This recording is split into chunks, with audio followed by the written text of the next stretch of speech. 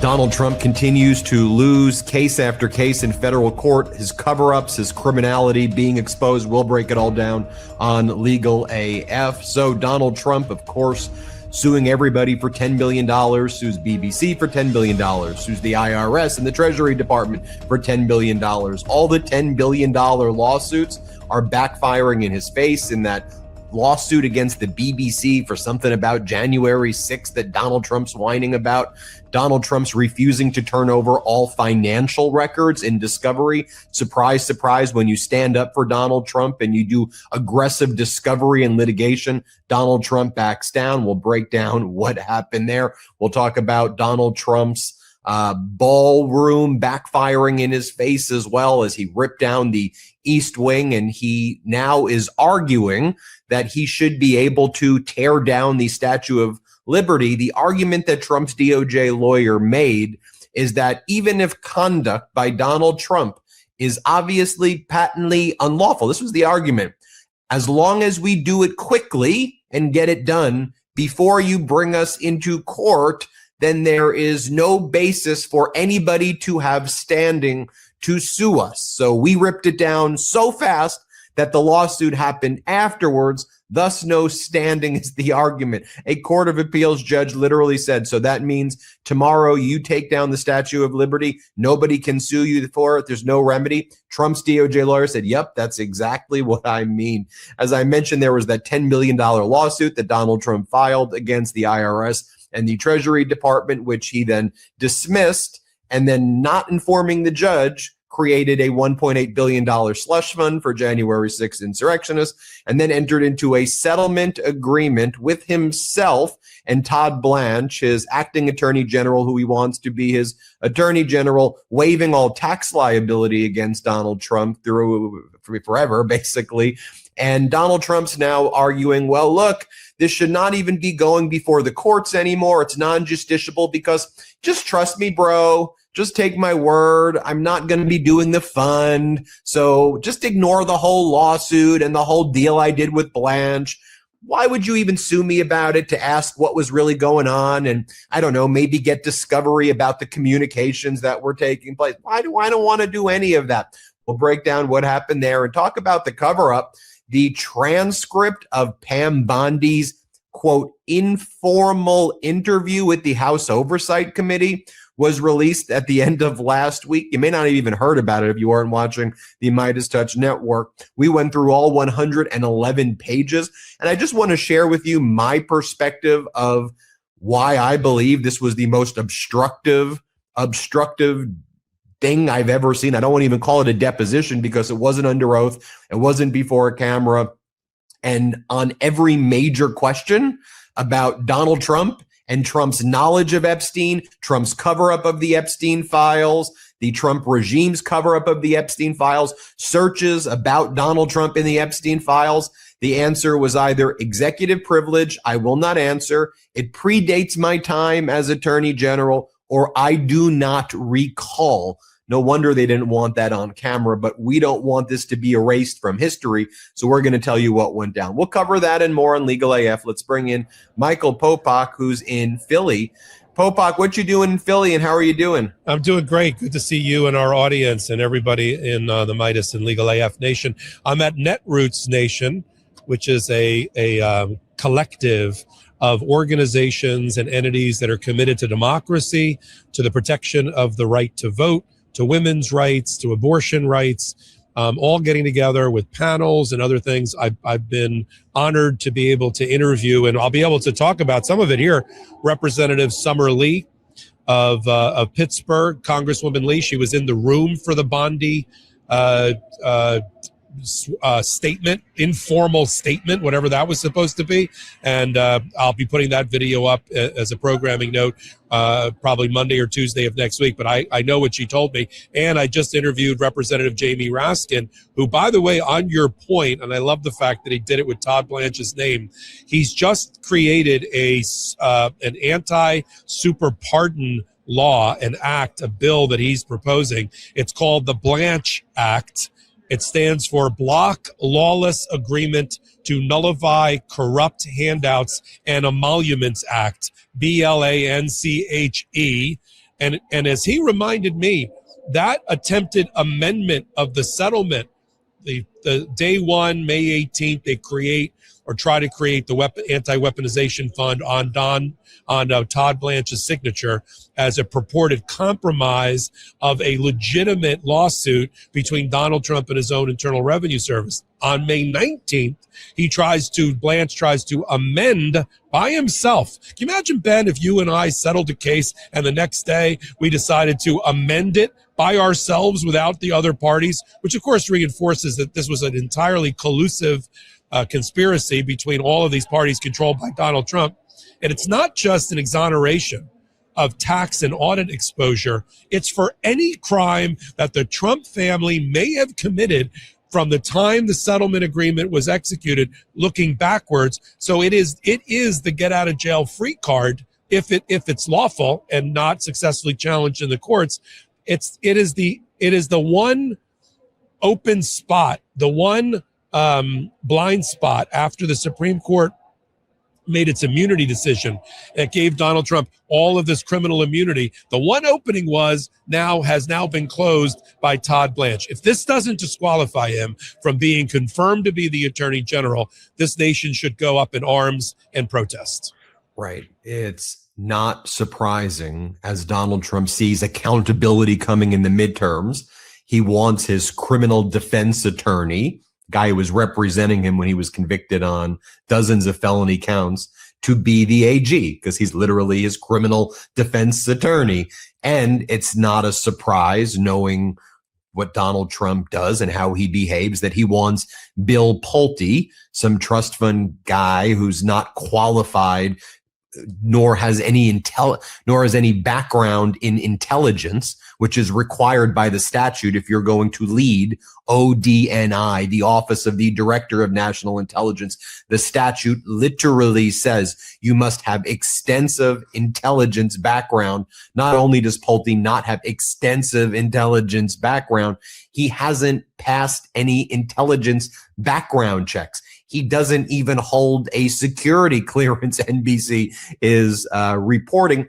And there was a letter that we covered earlier on Midas Touch Network that came from all of these top secretaries of the various service branches, all of these top generals and admirals, who said, you are placing the United States in an imminent perilous situation if you pick this Pulte guy, and you're violating the law.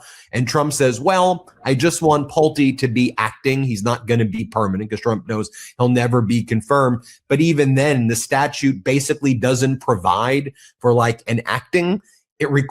The Senate and the Congress back in the day, when they created this right after 9/11, they kind of foresaw something like this happening, where they're like, we don't even want an acting person to be in that position.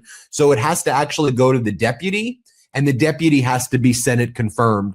And so when you think about it, Trump wants his criminal defense lawyer to be the AG. He wants this guy who ran Fannie and Freddie, who Donald Trump appointed to run Fannie and Freddie, who's been using his position at an obscure housing mortgage agency to go after Trump's political enemies, to now get the top intelligence in our country, basically, in my view, to spy on people. Because what Trump is trying to do, listen to what Blanche said in an interview that he gave this past week, is create roadblocks for the criminal prosecutions and accountability that Donald Trump is. And before you move on, then you've got Donald Trump saying, after public outrage and outcry led by Midas Touch Legal AF platform, that's why we talk about these things so much, because Trump does bend on occasion, more than one occasion.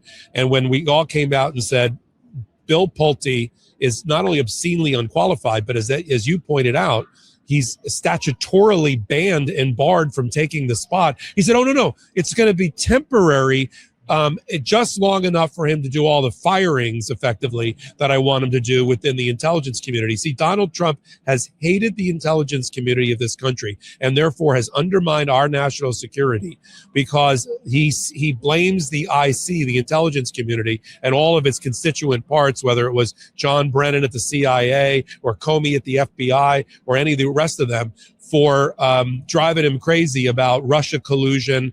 He has hated the intelligence community. He doesn't trust them. Every leak against him, which is usually based on true information, he's blamed the intelligence community, and now is the ultimate troll, not caring about what happens to the American people and our national security, because we have been made less secure the day he announced Bill Pulte. He said, "Oh, here's the ultimate troll. I am so going to shit on the intelligence community that I think somebody with no intelligence background whatsoever can do my bidding from now through the midterms, and that's going to be Bill Pulte." And just one last thing, and this approach that you just pointed out. My personal lawyer is going to be my head of the Department of Justice. My bootlicker who runs Fannie Mae and Freddie Mac is going to do all my bidding in terms of intelligence community. We're watching this play out worldwide. Netanyahu in Israel wants to appoint as the controller responsible for all investigations, including ones into Netanyahu, his personal lawyer. Now, where did he get that idea from? Right. Let's get right into some of these topics, Popok. Why don't we start by talking about the slush fund, as we're talking about Todd Blanche's personal lawyer entering into settlement agreements basically with himself. I've never seen a settlement agreement that's not signed by two parties. That's just a declaration by one party. It is hereby decreed and settled. $1.8 billion slush fund, and we waive all of Donald Trump's tax liability and the Trump Organization and the Trump kids and anything Trump related. In the next segment, we'll talk about how Donald Trump hides his money and he keeps it under an irrevocable trust. And then he has all of these kind of shell companies. So when you request his financial information in litigation, the way BBC smartly did, Trump goes, that's a trust. That's a third party. I don't know what you're talking about. But they're willing to include those entities when it comes to waiving all tax liability from Donald Trump when his criminal defense lawyer turned acting AG does it. So after the public outrage, Todd Blanche said during a hearing, we're not doing this fund anymore. And then Congress, I think it was a number of Congress members said, okay, well, you put it in writing. No. Okay, well, then we don't believe you. And then they filed a response to litigation in Virginia, which has temporarily blocked the fund. And they said, Judge, there's nothing you need to do here anymore. Let's just shut down the case because we're not pursuing this $1.8 billion slush fund. So now the issue is non-judiciable. So the people who sued us trying to block this slush fund, there's no longer standing because we are saying the fund doesn't exist. So the lawsuit's over nothing. And now the people who sued, and then there was an amicus brief filed by Senator Cory Booker and Republican Senator Cassidy, who Trump pushed out and supported the primary opponent in Louisiana. They're out there saying, we need permanent court orders because you can't trust anything this guy says. Popok, break down where we are there. And we should also acknowledge that starting 6 days or so, there's briefing that's due before Judge Williams, and the Trump regime's going to make the same judiciable argument. Hey, there's nothing for you to do anymore, Judge. I know you want to do an investigation, but sorry, you can't investigate what we did because we're just not doing it anymore. It's very interesting what you just laid out. And by the way, our audience should circle June 12th as a red letter day against this administration, both optically and empirically. First of all, it looks like the Kennedy Center is gonna finally shed itself of the Trump name. It looks like they are not going to oppose Judge Cooper's decision. They've already started. We've got the secret memo from the general counsel renaming it back to JFK, the Kennedy Center. And on the 12th of June, or by the 12th of June, they're ripping down those letters. And I think a lot of our audience should be out there applauding where they see the name come down. Also on the 12th is going to be the final briefing for Judge Williams. Now, based on my exclusive interview with Judge Ludick, who led the charge, I now know he yoked together those 35 judges and wrote a lot of that filing. He and the local counsel in Miami, who's a friend of mine, a guy by the name of Andres Rivero, they're convinced, as am I, that the judge is going to hold an evidentiary hearing once she gets the filing.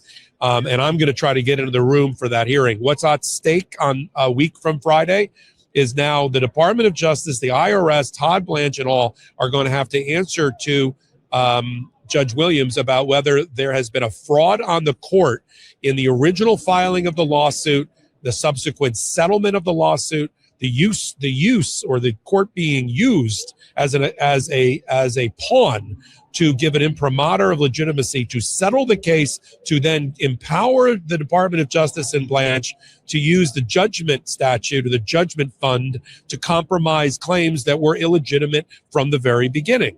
And none of that gets resolved or gets mooted because they may file a piece of paper, but they haven't yet, that says, oh, we're not doing the weapons. I don't know if you heard, Judge, we're not doing the weaponization fund any longer, because that doesn't resolve whether the fraud on the court happened at the time of the filing and on the time of the dismissal of the case to avoid her jurisdiction, much like it didn't solve the matter of criminal contempt when Jeb Boasberg in District of Columbia got to the bottom about those planes being flown to El Salvador.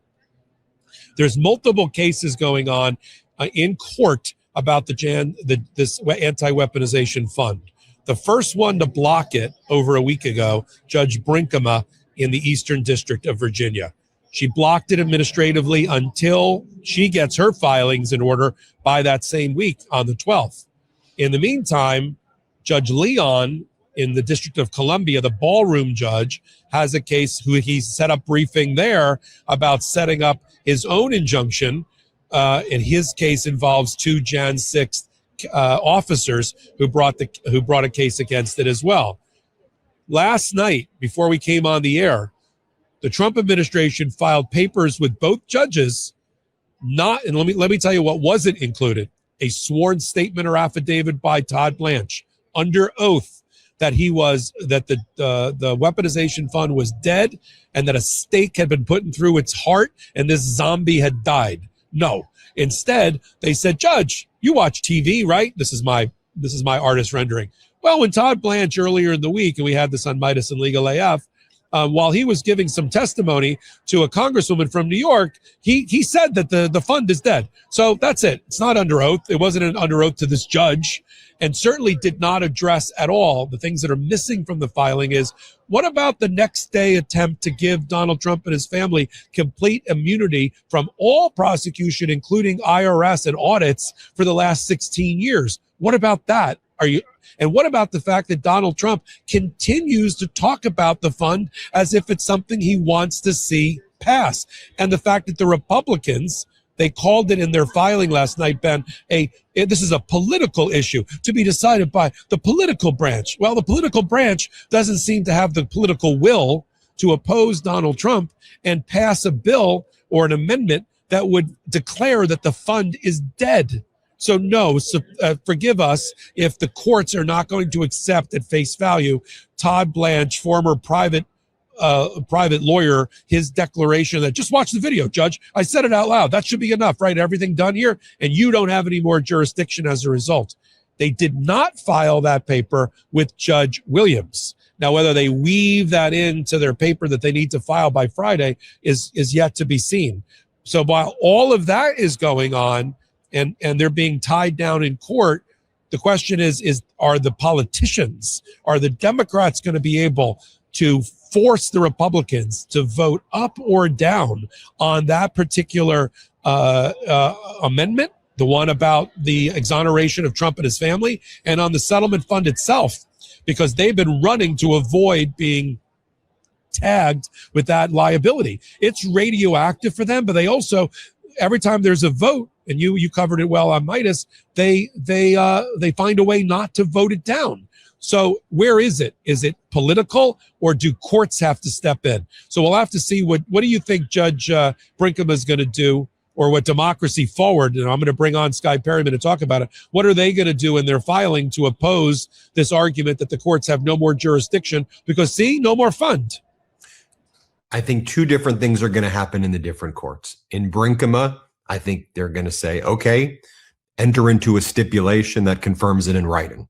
And I think that the plaintiffs groups and the lawyers in the plaintiffs groups are going to say, okay, we hear them. The goal of that lawsuit wasn't a matter of like the discovery and uncovering collusion. It was blocking it.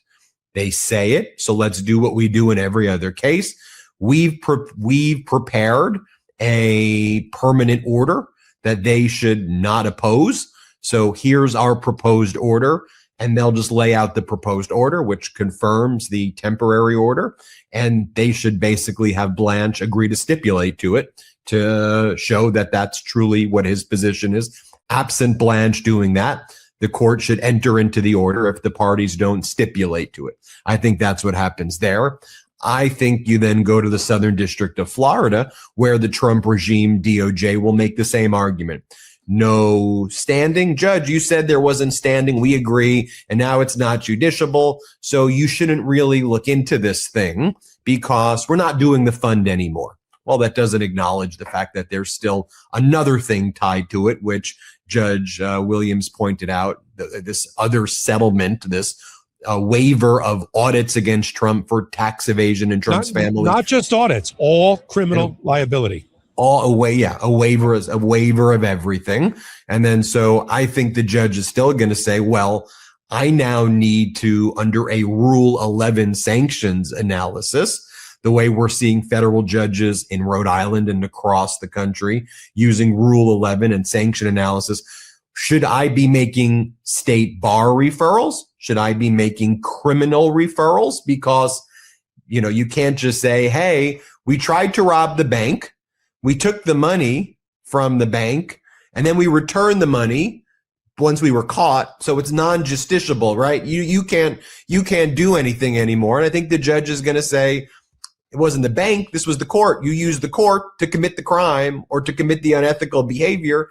And now you want to come back to the court and say, we're good, right? No, you tried to use my name in this court to steal $1.8 billion from taxpayers and waive all criminal liability for Trump. I want to know how this happened. I want evidentiary hearings. I want to see what is going on there and how this even took place. So I think that's what's going to happen in both courts. Yeah. But Popok, that leads us, though, to this next topic as well, though, which is the fact that when you stand up to Trump in these cases and you push back, oftentimes he then fights for basically the status quo, which is before the lawsuit was filed, and then wants to call that a win because he got his headline. I have to make the parallel, though, that that's how Donald Trump does a lot of things once you stand up to him. He either huffs and puffs, says he's going to blow your house down, and you back down and you bend the knee and you let him roll over you. And we've seen so many people in the United States and abroad do that. Or you stand up to him, and the moment you stand up to him, he gets in a quagmire, whether it's a legal quagmire, a geopolitical quagmire. And then what his fight for, which is now the win, is to sell the fraud that what took place before the lawsuit is the win. Let's open up the Strait of Hormuz. You closed it, idiot. And that's his mentality with everything. And I think the parallels are important because, trust me, you don't think that Iran or Putin or Kim Jong-un go, whoa, whoa, whoa. Abrego Garcia can beat this guy. E. Jean Carroll can beat this guy. Anybody who stands up actually wins when you just go the distance. Got it. So just don't listen to Trump's the best in a bad way, fraudster, con artist, relentless, floods the zone, maniac, psycho. But when you stand up to him, he loses. Let's talk about that, but let's take our first quick break of the show. A reminder, if you or somebody who knows been injured in a car accident, trucking accident, caused by the negligence of others, if you know someone who's injured by the negligence of others, reach out to the Popok firm. Michael Popok has lawyers across the country who are willing to take your call. Give a call to the Popok firm, 877-POPOK-AF, or visit thepopokfirm.com. That's 877-POPOK-AF, or visit thepopokfirm.com. Also, make sure you subscribe to Legal AF Substack and Legal AF on YouTube, run by Michael Popok. Let's continue to get the Legal AF Substack and the Legal AF YouTube soaring. All right, let's take our first quick break of the show. Here's a little something most people aren't told about their credit score. It's not just whether you pay your credit cards, it's when you pay them. Yeah, most people don't realize that, me included. But Smart Credit's data experts understand how credit bureaus operate. So they created something called the best pay down date. built around how credit reporting actually works. So instead of guessing, you get a personalized strategy that shows you what to do and when to do it to help you maximize your score. And that matters because better credit can mean lower payments and more money in your pocket. And this is where it gets interesting. You can see your full credit picture in one place, your score, what's affecting it. And if something needs attention, you can take care of it right there. So before you apply for anything, a car, apartment, refinance, it makes sense to start with Smart Credit. Go to smartcredit.com/legalaf and try it for just $1. You may be surprised to see how many points Smart Credit estimates you can gain. That's smartcredit.com/legalaf. Results vary. Cancel anytime. Our next sponsor had a story that really resonated with me, especially with everything around metabolism and trying to approach it the right way. This podcast is sponsored by Veracity. Ali Egan, Veracity's founder, CEO, and certified hormonal health coach, experienced compromised metabolic health firsthand, including years of undiagnosed Hashimoto's, an autoimmune disease that impacts the thyroid. She found functional medicine, which focused on underlying root causes and helped her take her health back into her own hands. Veracity was created to give people access to holistic solutions and support optimal health. With their most popular product, Metabolism Ignite, you get an all-natural caffeine-free formula made with ingredients like lemon verbena, hibiscus extract, green coffee bean extract, and magnesium. Clinical trials showed no negative side effects from the ingredients. I like that it's a simple doctor-formulated option to support your metabolism. So learn from Ali and make the switch to Veracity. Head to veracityhealth.co and use code LegalAF for up to 65% off your order. Once again, that's VERACITY health.co for up to 65% off, and make sure you use my promo code LegalAF so they know I sent you. Welcome back to Legal AF. Thank you to all of our sponsors there. They make the show possible. The discount codes are in the description below. As noted before we took the break, I want to continue to highlight when you stand up to Donald Trump in litigation, politically, geopolitically, you win. Donald Trump backs down. What he will do in the law, geopolitically, wherever, is he will relentlessly flood the zone. Frankly, I've never seen anything like it.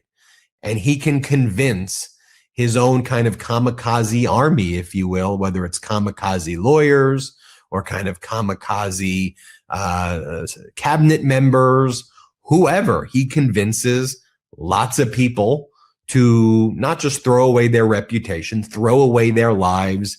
He dresses them up in weird outfits, like he gives Rubio and the cabinet Florenstein shoes that don't fit them.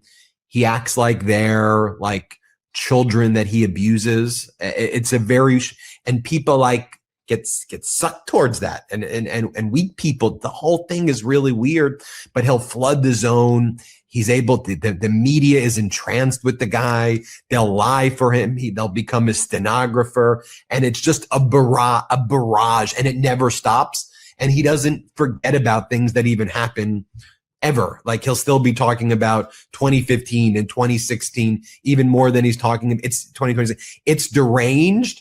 And because it runs counterintuitive to human behavior and experience, most humans, if you're listening and watching this on a Saturday, or if you're watching it the next day on a Sunday, or whenever you watch this, you're like, okay, what am I going to do today?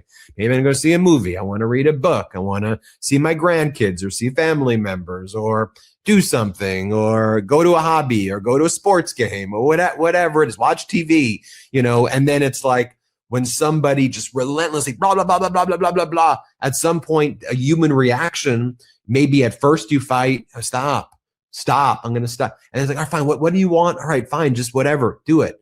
And that's what he's relying on kind of with everything. And on Legal AF, we document All of the times when people stand up to Trump and don't submit, they win in litigation. Whether it's Trump going after the law firms, they win in litigation. Whether it's Donald Trump going after hospitals to get information about transgender children, the hospitals win. The universities that stand up win. The universities that submit, he comes back and takes more from you. Abrego Garcia stands up to him and wins and embarrasses the Trump regime and exposes it. E. Jean Carroll, when Trump threw everything at her, everything, and then did interviews further defaming her, launching criminal investigations against her, she wins. We look at New York Attorney General Letitia James, after everything thrown, she wins. Alvin Bragg, I could keep on going over. I give you so many examples of that. And so Donald Trump sues Wall Street Journal, for example. The thing is, because there's this quasi-collusive relationship between Trump and Murdoch, Wall Street Journal is not fighting the litigation the way it needs to be fought. And I'll tell you how it needs to be fought. Instead, Wall Street Journal will file what's called the 12b6 motion to dismiss. They'll make a very highfalutin legal argument about why the case should go away. It'll get dismissed. Trump will file an amended complaint. It then gets dragged out. It eventually gets dismissed. Wall Street Journal has insurance. Trump gets his headline. Wall Street Journal gets the case dismissed. And then it kind of goes away and both sides get out of it what they want. To some extent, that same détente exists with other media entities. Even though New York Times, Trump less collusive, the New York Times litigation strategy similar to Wall Street Journal. Don't do the discovery right away. Just file the 12b6 motion to dismiss. Trump will do an amended complaint. These things have a 2-year life cycle. By the time the cases get dismissed, the public doesn't really even remember what the case was about because Trump's flooding the zone with new $10 billion lawsuit headlines. Trump got his initial headline where he feels he was able to, manipulate the media with the propaganda. Sure, there may be a short day of stories about Donald Trump losing, but that's kind of expected. And so the cycle continues. And Trump raises all of this money with his super PACs. And so for him, it's like a hobby. It doesn't really matter unless you go right for the throat, unless litigation wise, you go right for him and you hit him with the deposition notice. You hit him with discovery. Okay, you're demanding $10 billion. Let me see your bank records. Let me see your tax returns. I want to verify how you claim you were injured by us $10 billion and them $10 billion and then $10 billion. All right. I want your deposition. You want to file a defamation case against ABC because George Stephanopoulos used the word rape and not sexual assault. And so you're saying you're defamed because Stephanopoulos would have implied it was penis versus finger sexual assault. Okay, let's take that deposition. Sir, you are aware that a civil jury found you liable for sexual assault? Yes or no? Yes or no. And you were aware that finding referred to digital, meaning fingers. Are you aware? I don't know. You don't know that a jury said that you were found civilly liable for sexual assault. And let me be very clear. What's your lawsuit alleging? You're saying that it was because New York has a different technical definition of penis versus finger. So therefore you're not, is that what your lawsuit's about, sir? I mean, boom, go for it.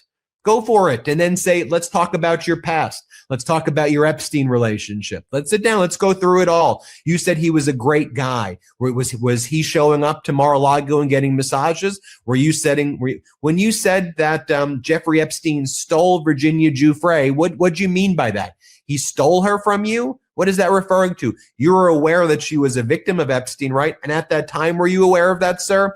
Sir, you've also said publicly that you grab women by their vaginas because when you're rich, you get away with it. Use the P word. So is that how you feel, sir? Yeah, is that how you feel? And you said that you go and inspect girls naked at beauty pageants. And so you're saying you're defamed here, that this is causing you $10 billion in damages. Let's go through your damages. Let's talk about your deal with the Qataris. Let's talk about your deal with the UAE. Let's talk about MBS and any monies he promised you. Let's go through all of those deals. Let's go through your taxes. You recently entered into a settlement agreement for taxes with the IRS. Does that include, is that part of your damage calculation here? Let's take a look at what you did there. What are you claiming as deductions? What are you claiming as losses? Do you claim that you actually made any income last year, or are you taking a full loss and saying that because there's no tax liability against you, therefore you don't have? I mean, just think just think about that right there. And so I think it's important that we highlight all of these things, and you're aggressive. That's precisely what the BBC is doing. Trump sues BBC for $10 billion. And in this $10 billion lawsuit filed against the BBC, Trump alleges you manipulated what I said on January 6th, and wah. You know, I'd love to articulate what the cause of action is. They're saying you manipulated the footage. Trump says, I said it was patriotic and a beautiful day, and I never said anybody should attack the Capitol. You made it sound like I said attack the Capitol, and I didn't do that. So therefore, I'm suing you for $10 billion. BBC says, okay, let's take a look at the financials. Let me take a look at your financial records. Show it to me. Donald Trump says to BBC, I'm propounding 437 document requests. BBC says, fine. Well, we're litigants. We expect it. Here's 50,000 documents. BBC turns over its documents and its records. And then what's the response from Donald Trump when he's asked to turn over his records? Zero. Donut hole. No records, no discovery, no documents at all being produced. I want to bring in Popok. This is what we've seen over and over again. This is how he litigates things. And just like you could talk about Pam Bondi as well, when she sat for her deposition and she was asked questions, I don't recall, I'm not going to answer questions before 2024, refusing to answer, and I won't answer any questions about my communication. So I'm done. I'm out. Yeah, I mean, I'll pick up one of the points that you made. I mean, if you want to be aggressive in litigation, you can do what you and I did against Kanye West. You can set a quick deposition. And if the deposition goes well for you, maybe the case goes away. Or you can sit around and do the niceties. I mean, the Wall Street Journal has a very good law firm. All they do is First Amendment litigation. They know what they're doing. They were successful in getting the first complaint dismissed, and a new complaint has now been filed. It's no better than the original complaint about Donald Trump's theory that there was a time-traveling fraudster that went back 30 years and in volume 3 of a 4-volume leather-bound birthday card to Jeffrey Epstein. Somebody went to page 232 and pasted in a forged birthday card, which has been released to the American people through the House Oversight Committee, which should have killed this lawsuit where it stood. I know Judge Gales, the judge that's handling the case, I'm sure that as soon as the next motion to dismiss comes in, he'll dismiss it again. As to Rupert Murdoch, you're right. Even though there's times when his editorial board will come out swinging against Donald Trump in the Wall Street Journal or maybe the New York Post, he was on the receiving end of some aggressive tactics in the case about the birthday book. They tried to get him under oath in a deposition, like in the first month of the case, arguing that he's 95 years old, that he's had a number of mental and physical ailments. This is ironic from Donald Trump arguing this.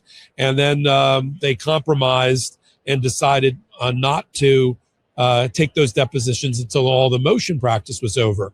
But there's also inconsistency in strategy, which I don't understand. Same lawyer, Alejandro Brito, this guy in Miami, who files all these defamation cases for Melania and for Donald.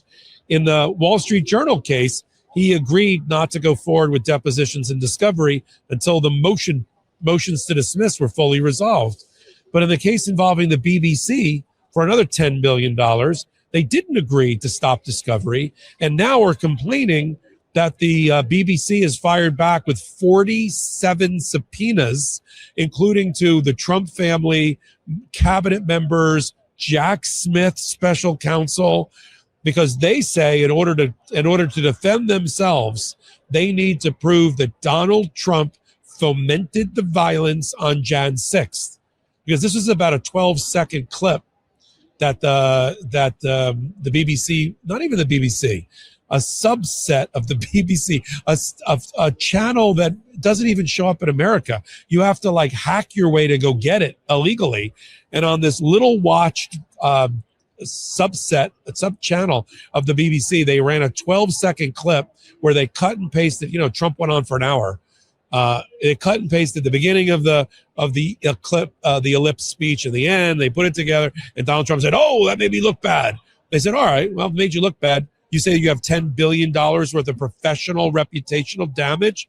All right, we'll send a subpoena for all your business records." "Oh no, you can't do that. That's a fishing expedition." No, that's what happens when, as a headline, you want to put a $10 billion number in your complaint when you don't need to put any number at all. The only thing you have to do in a complaint is list that you satisfy the jurisdictional amount that's in controversy, which for a federal case is $75,000. The reason you see big fat numbers in things is because they want to grab the headline and have the paper and us report on a $10 billion lawsuit when it's not. It's really just a paper tiger. So I think they're ultimately in front of this judge. They're going to lose on many of these subpoenas and on the argument that they don't have to turn over their financial records in a case where they're seeking $10 billion. But I love the fact that the BBC, which already apologized, by the way, they've already issued an apology before the lawsuit was filed about the cut and paste. They fired the executive that was responsible for it. They did all of that. But at the end, what they're arguing is there's no defamation, because it was either a statement of opinion or it was substantially true. And what they want to prove is, all right, you want to take us on here? We're going to have to prove, we believe our defense is you started the fire of Jan 6th. You led the insurrection. And therefore, we want to get Jack Smith's report and his findings about the mental state of Donald Trump and all of this other stuff. So here you go, where you open up a Pandora's box, because in one case you say, no, you want to take discovery, take discovery. And then when they do aggressively, but which the BBC is doing, you say, oh no, you can't do that to us. Yeah, you can. That's called welcome to the world of federal lawsuits. And the reason that you and I for years never talked about a president in a civil lawsuit is because unless they're the plaintiff, when they're the defendant, the Supreme Court protects presidents by saying they got a day job. No, they're the president. They can't get down in the mud of a civil lawsuit. That'll have to wait until after the term is over. But when you're the president and you're the plaintiff, then you have to sit for depositions and you have to do all of these other things. So those are the two things that we've seen between the BBC and the Wall Street Journal. Same things going on with the New York Times and another part of Florida. When you fight against Trump, you win, because generally he doesn't give a shit about these cases. These are just headlines to cast shade on institutions that have been rigorously reporting on him for years, and he doesn't like it, and he feels he'll get some sort of advantage by fighting back. This is the weaponization. This is Donald Trump's retribution campaign, that he is just checking off the list, going after E. Jean. Oh, he doesn't like E. Jean Carroll, the victim of sex abuse that you just outlined. Oh, she's got a new documentary that's coming out that's going to outline everything that happened to her and everything that happened during the trial. Oh, Department of Justice, say you're opening up a criminal investigation of E. Jean Carroll to step on that story. Right on cue, it leaks from the Department of Justice that they're opening up a criminal investigation. And then when it's pushed, the prosecutor says, oh no, I'm not prosecuting her. I'm looking at Reid Hoffman. One thing that came out of the E. Jean Carroll thing, long as we're on it for a minute, is this is the new strategy that you and I have to watch closely for our audience, which is to argue that public interest groups and Democratic donors, when they create these organizations, are lying. They're arguing that they're lying and defrauding their donors because they're putting their money in places maybe the donors didn't know about or wouldn't have approved. That's the basis for the Southern Poverty Law Center. Because they're arguing donors didn't know that they're using the money to pay informants within those organizations, propping those organizations up. By the way, sure we did. When I donated to the Southern Poverty Law Center, sure I knew that they were doing undercover operations with my money. Same thing when they went after Reid Hoffman of LinkedIn fame, because he gave some of the money from a charity over to E. Jean Carroll's lawyer to defray the cost of certain of her public interest lawsuits. Oh, the donors didn't know that. That must have been fraud. We need to investigate that. This is all about trying to cast shade on the icons and the institutions that make up the Democratic Party, go after its leaders. Biden is the auto pen. Obama is still Barack Hussein Obama, and he maybe spied on my campaign. And over again. And what we're watching is a Department of Justice led by Todd Blanche and Donald Trump that will do anything that Donald Trump tells them to do. As we came on the air, I'm sure you caught it in your home state there. California is methodically counting its ballots. Okay? California, led by Attorney General Rob Bonta and the governor, are counting ballots. They have certain rules in California that make it so it takes a minute to count ballots, okay? Out of the 16 million people that voted, 13 million people voted by mail-in. That means somebody's got to open an envelope, compare a signature, and then cast that ballot or have that ballot counted. That takes a minute when 13 million people vote that way. In addition, they also have a rule that says that ballots can come in 7 days after the election, which means the election isn't even over in California for another 3 days because they're still waiting for ballots to come in, postmark the date of the election until the 9th. In addition, there's a 21-day period or so to compare signatures. So the election, we're just watching the methodical operation of an election, but Trump tweets out, oh, there's fraud with the Democrats in California. And right on cue, the 40-year-old guy who's a Trumper who runs your LA U.S. Attorney's office, big Trump guy, says, yes, my office is going to get to the bottom of all that. We've opened up criminal investigations to try to scare the crap out of people and make them not vote, which will ultimately backfire in this rage of voter outrage that's coming for the midterms. Yeah, and last point I want to make, and I did a whole 30-minute video on this, so I'll abbreviate it here in about 3 minutes, which is when you finally try to hold these Trump regimers accountable, at least right now, as it relates to congressional subpoena power, and you bring Pam Bondi in and you subpoena Pam Bondi for a deposition under oath because the Republicans control the House. They have the ability to convert a subpoena under oath deposition into an informal interview as a first phase. You can then later do a subpoena, but the MAGAs want to run out the clock and delay. So they took a subpoenaed deposition of Pam Bondi, as you probably now know, and they turned it into an informal interview without video camera so that we couldn't see what was actually happening, and we would just have to read the transcript knowing that with all the weapon of mass distraction that the Trump regime pushes out, who's going to go through a 111-page deposition to actually point out what was going down at Pam Bondi's deposition? And if you don't see video, it's hard to really visualize what was actually taking place. And so we went through the exercise of doing that here on Midas Touch and Legal AF. And what we showed is that you go to page 44, for example, and Bondi was there.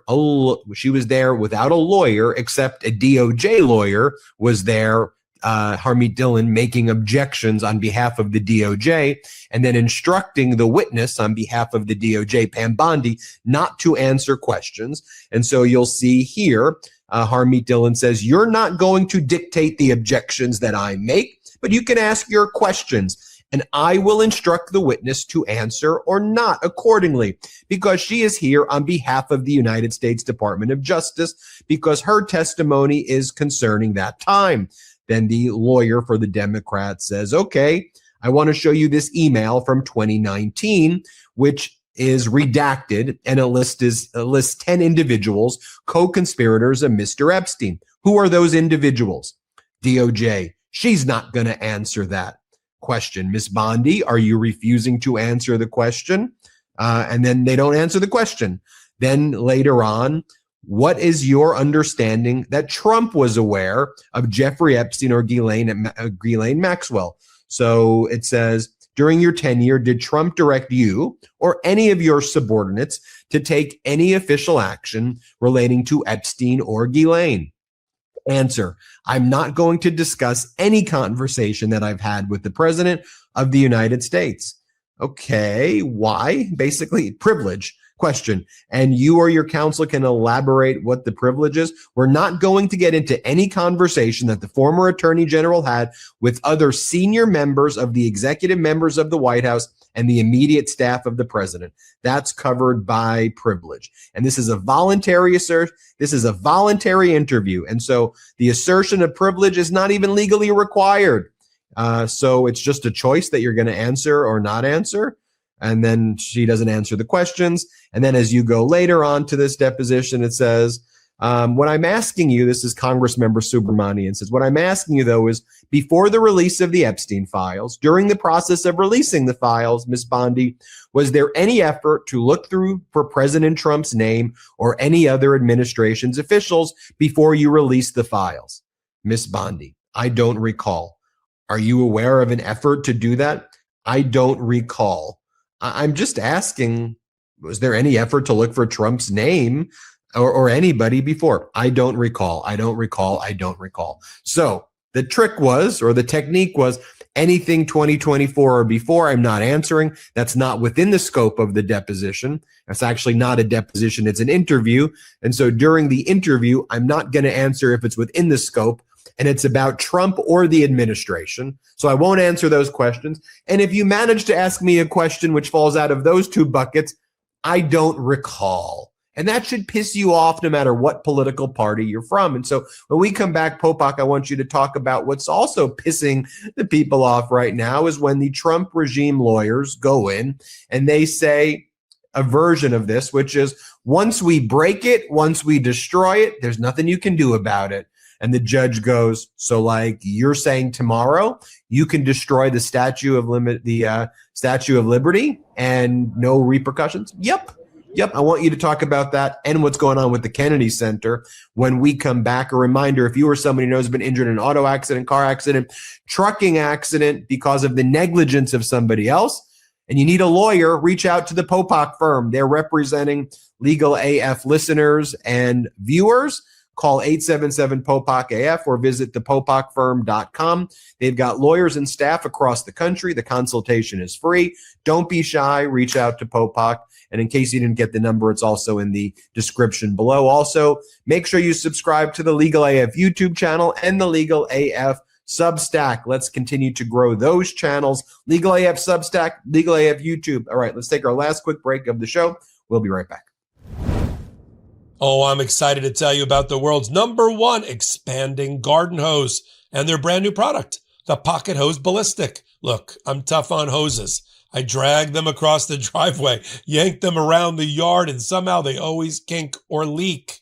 But the Pocket Hose Ballistic has been a game changer. It's super lightweight, easy to manage, and easy to store. Turn the water on and it grows. Turn the water off and it shrinks back to pocket size. And this thing is built to last. The Pocket Hose Ballistic is reinforced with a liquid crystal polymer used in bulletproof vests, making the anti-burst sleeve practically bulletproof. And now for a limited time, when you purchase a new Pocket Hose Ballistic, you'll get a free 360-degree rotating pocket pivot and a free thumb drive nozzle. Just text LEGAL to 64,000. That's legal to 64,000 for your 2 free gifts with purchase. Text legal to 64,000. Message and data rates may apply. Sure, you've got weight loss goals, but hitting them isn't easy. That's where Weight Loss by Hims comes in, offering access to an affordable range of FDA-approved GLP-1 medications, including the Wegovy pill at its lowest price ever and the Wegovy pen. With Wegovy at Hims, you can lose up to 20% or more of your body weight when combined with diet and exercise. It helps regulate your appetite so you eat less, and it's the first and only GLP-1 available in a pill, so no needles needed. Everything happens online. You'll connect with a licensed provider to see if treatment is right for you. And if prescribed, your medication is delivered right to your door. No insurance necessary. Plus, HIMS supports you beyond medication with 24/7 care team messaging and personalized plans, including lifestyle tools like meal plans, recipes, and fitness content to help you stay on track. Ready to reach your goals? Visit hims.com/legalaf to get a personalized, affordable plan that gets you. That's HIMS.com/legalaf. hims.com/legalaf. Based on advertised cash price for 30-day supply of medication only. Membership required, fee not included, and billed separately. Weight loss by HIMS is not available in all 50 states. Wegovy is the registered trademark of Novo Nordisk AS. To get started and learn more, including important safety information, Wegovy clinical study information, and restrictions, visit hims.com. Welcome back to Legal AF. Thank you to our sponsors. Discount codes for all of those sponsors are in the description below. Popok, let's get right into it. I want you to talk about this oral argument before the DC Circuit Court of Appeals. I thought that at least one of the judges on that panel really demonstrated the extent to which the Trump regime believes that they are above the law. And then I want you to talk about the updates in the Kennedy Center, because a lot of big updates there as well. And I think both are related. Trump regime wants to break stuff, vandalize stuff, and then dodge accountability. We'll throw the pool in there too. The pool's painted, so there's nothing you can do, Judge. You lost your jurisdiction. We put the American flag blue on the reflecting pool. We're pumping water in. Donald Trump posted an AI meme about filling the pool with the tears of his critics. I'm not making this up. But it was extraordinary in many ways, but then run-of-the-mill for the Trump administration and others, this oral argument. And we posted it up on Legal AF. It's still up there under the live tab. We had over 150,000 people participate with us in that live stream. And it was a 3-judge panel: Judge Millett, an Obama appointee, Judge Garcia for Biden, and Judge Rayo, who's trying out for the United States Supreme Court in the Trump position. And it broke down the way that I thought. They start every oral argument. And this was Yakov Roth, who works under Todd Blanche, and a guy named Brett Shumate, who is the head of the civil division now. They started the same way. You have no jurisdiction. You have no jurisdiction, or they don't have standing, or nobody can sue over this, or it's done, and it was done on the moment we bulldozed over the East Wing, which means, if I had my bet, lawyers were involved with the decision to go forward with the demolition without a permit. Don't bother asking for permission, or ask for don't ask for permission at all and just do it. And then we'll deal with it on an injunction later after the thing is already demolished. I think lawyers were now involved with this decision-making to do the demolition in the building. So he argued that you have no jurisdiction, putting aside for a minute whether the National Trust, a congressionally created not-for-profit, has standing, or anybody has standing, because their view is nobody can bring this lawsuit. We'll put that aside for a minute, Your Honor. You don't have any jurisdiction and no way to block anything, because the thing has already happened and it's now up to Congress. And that led Judge Millett, who really led the charge, to say, let me get this right. They can do anything they want. They can break it. And then we have no ability to do anything about it in the courtroom. And he says, yes, under those principles that I'm advocating, that would be the case. And she said, let's use the Statute of Liberty as an example. A statute that, our forefathers and ancestors saw, the first thing they saw as they entered the United States, that could be demolished. And there's nothing that a court can do about it in terms of oversight. Yes. Which led the lawyer very smartly for the National Trust, a lawyer from this law firm Foley Hogue, to do something I'm sure you've done. I certainly have done it in my appellate advocacy. When you're in second position and you're waiting patiently, and you got your prepared notes, and your 3 or 4 things that you want to make, points you need to make, and you have to respond to the questions of the panel, but you also have to get your points out.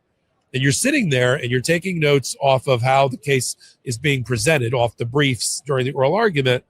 If you're smart, and this guy was, something that just happened that was so extraordinary, you don't bury that and wait 45 minutes into your argument to say, well, remember an hour ago and no, you jump on it right then. You throw away your prepared notes. And that's what this advocate did, which was really smart. He said, after he signed in and said, may it please the court, what that guy just said was extraordinary and also a misstatement of the law ever since 1807 in Marbury versus Madison, which established that courts, federal courts up to the Supreme Court, are the court that provides oversight over the other two branches. It declares whether Congress, in passing a law, has passed a law in violation of the Constitution. It declares whether the president, in executing those laws, has either violated the statute or the Constitution. That is the role of the court.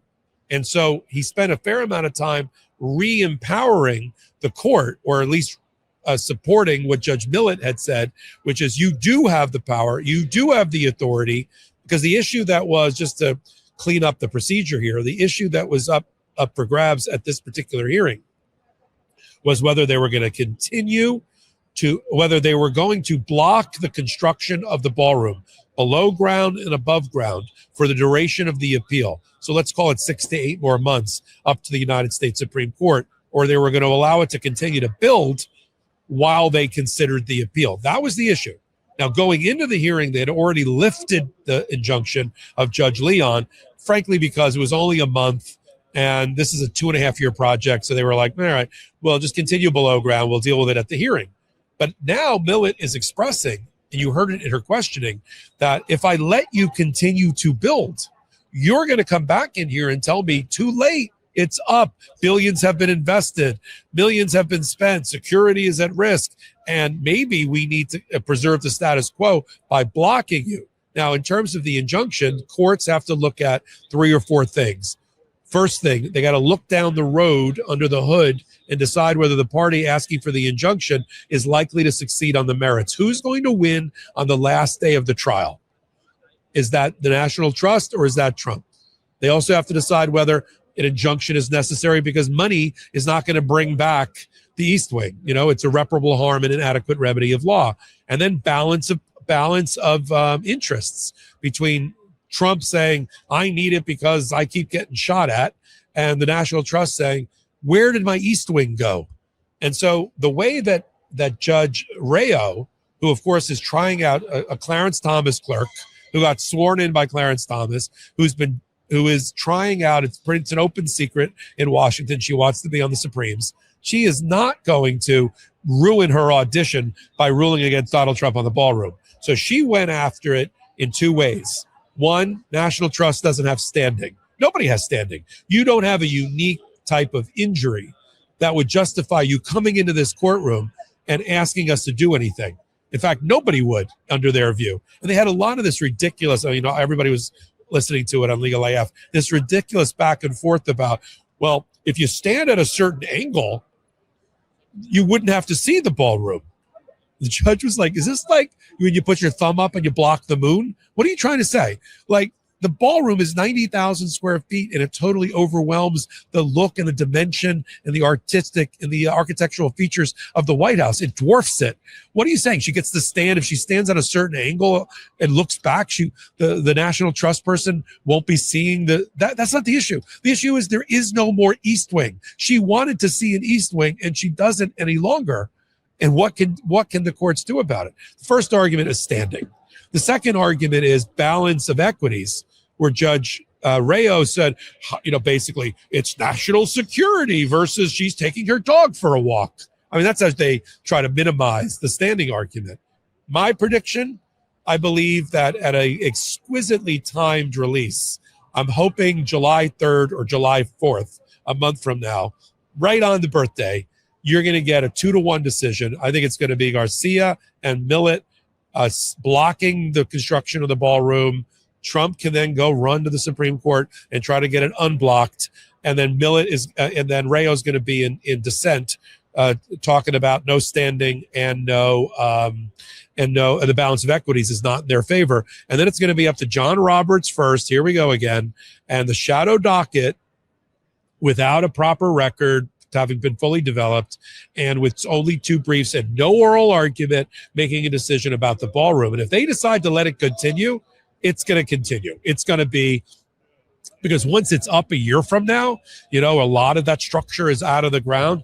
The Supreme Court is not going to rule against it. So you and I are going to watch very closely on the ruling that'll probably come out in a month or so, and then what over the summer the Supreme Court does about it. Now we flip over to the Kennedy Center.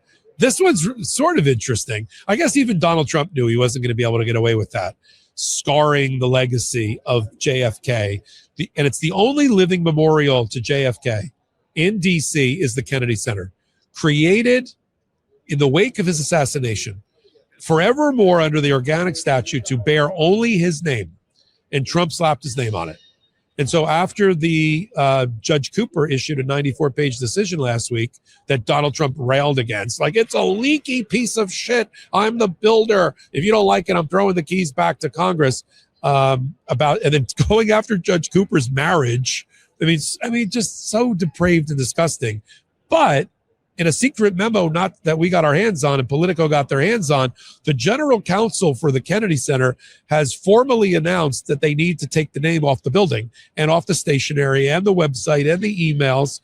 So, and reference that the name has to come down by the judge's deadline, which is Friday, June 12th. A lot of things happening on Friday, June 12th.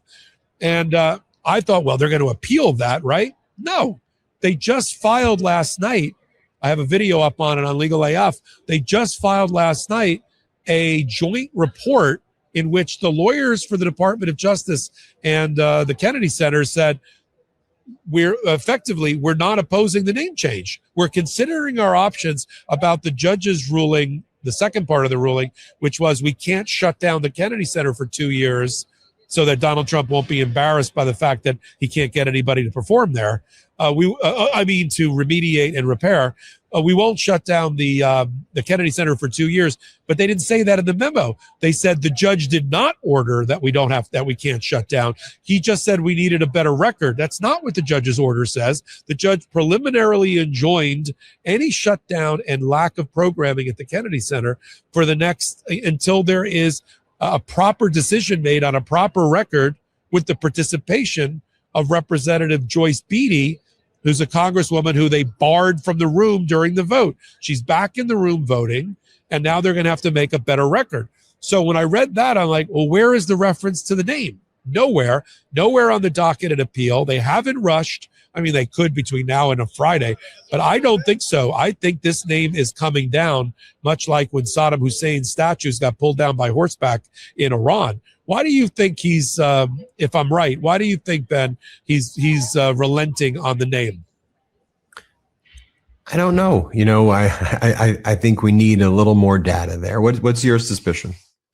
I don't know. I think even there he thought that his grounds to do it were on pretty shaky grounds. And even his Department of Justice has said, take the loss. We're not going to win this with the way the statute's written by Congress, and you've gotten so much shit for crapping on the family, on the name, the JFK name and all that. Just get the name off. You'll do everything else. You want to rebuild the Lincoln Memorial with a pavilion. You got the blue pool, tidy bowl liner for the reflecting pool. You want to put up the arc. What he really wants is the arc. I think it's that he really wants the Arc de Triomphe. He still wants the Arc of Trump, the 250-foot sky-high thing, and he's picking his battles, and he's taking the name off the Kennedy Center. I think I'm right. We'll know better if by the 12th we see the cranes coming in to take that scar tissue off of the Kennedy Center. Yeah, I also think that he's embarrassed by the fact that nobody wants to show up to the events with his name on it. And so his view is, I'll put my name on everything else. Then they'll go to the Kennedy Center, and then, and then they'll see to your point, they'll see the Arc. They'll see my stupid UFC stadium in the White House. Yeah, but I think it goes back to a central theme of this, which is when you stand up to him and you fight back, he will recalibrate. So to me, is it fully relenting? I think he may try to come at it from another angle. He'll prioritize UFC, arts, this thing and the other thing, redo redo all these, monuments, and try to go there with other authority, and then try to come back here, later.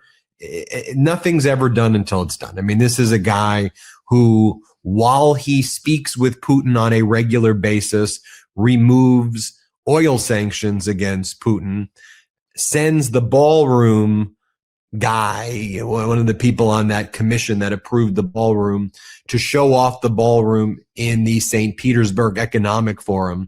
By the way, while you see oil depots across the waterway that are being hit by Ukrainian drones to show off Trump's, ballrooms and all of these things, Trump will still be talking about, I was framed, I have no Russia connection. Russia.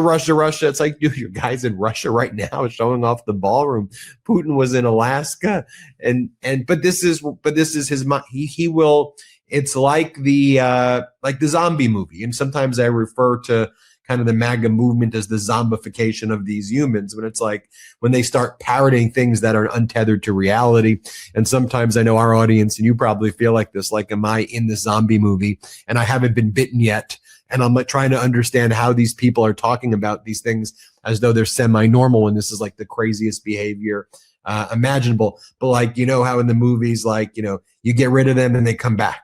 And they come back and you get rid of them again. It's like, all right, we're there. And it's like the sequel. It's like, no, get away. And you thought and we'll close the episode with this, unless there's any other topics you want to hit, Popok, though, which is there truly needs to be, it's obvious, a holistic, systemic review of our laws, of our Constitution, of the gaps that exist, and they need to be closed.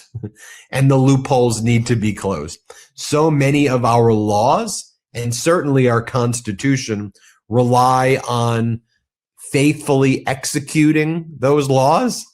That's why the take care clause of Article 2 is the ultimate good faith and fair dealing provision of a contract.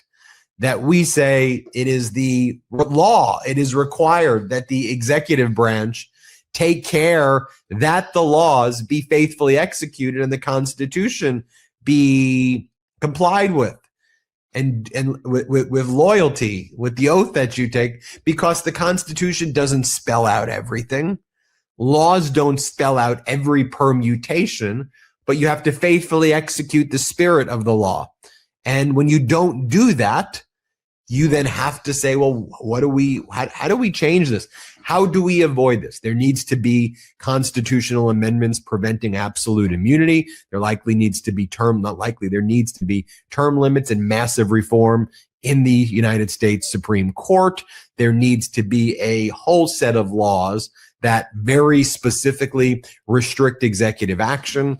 There needs to be immediate permission of standing for the general public or for Congress to be able to go into courts to enforce things if you have a rogue executive. Again, there needs to, I understand Democrats are referring to it as a Project 2029, if you will, but it needs to be far more expansive than 2025. If 2025 was about the destruction of democracy, what we really have to think through, whether you call it Project 2029 or whatever you want to think about, is the restoration of democracy, the ability to create all the checks and balances against an authoritarian that our founders took for granted that would naturally exist when you have the separation of powers. So, with all of that said, we appreciate you watching. A quick reminder, make sure you not only subscribe to our YouTube channel, subscribe to the Legal AF YouTube channel. Let's get Legal AF 2 million subs. I'd love for them to hit 2 million subs soon. Also, subscribe to the Legal AF Substack. If you or anyone you know are on Substack, make sure you subscribe there. And if you or anybody you know has been injured in a trucking accident, auto accident, if you've been injured by the negligence of others, and you want a lawyer, you're looking for a lawyer, reach out to Popok. He's a practicing lawyer. I'm not, but he is. 877-POPOK. I was a practicing lawyer. I'm a law professor now. Or go to thepopokfirm.com. They've got lawyers available across the country and staff across the country who can tell you if you have a case. You may know somebody looking for a lawyer who had a family member or a tragic injury happen. Tell them, reach out to Popok. And in case you didn't get the number or the website, it's also in the description below. So thanks everybody for watching. We appreciate you. And we'll see you next time on Legal AF. Shout out Legal AFers. Shout out Midas Mighty.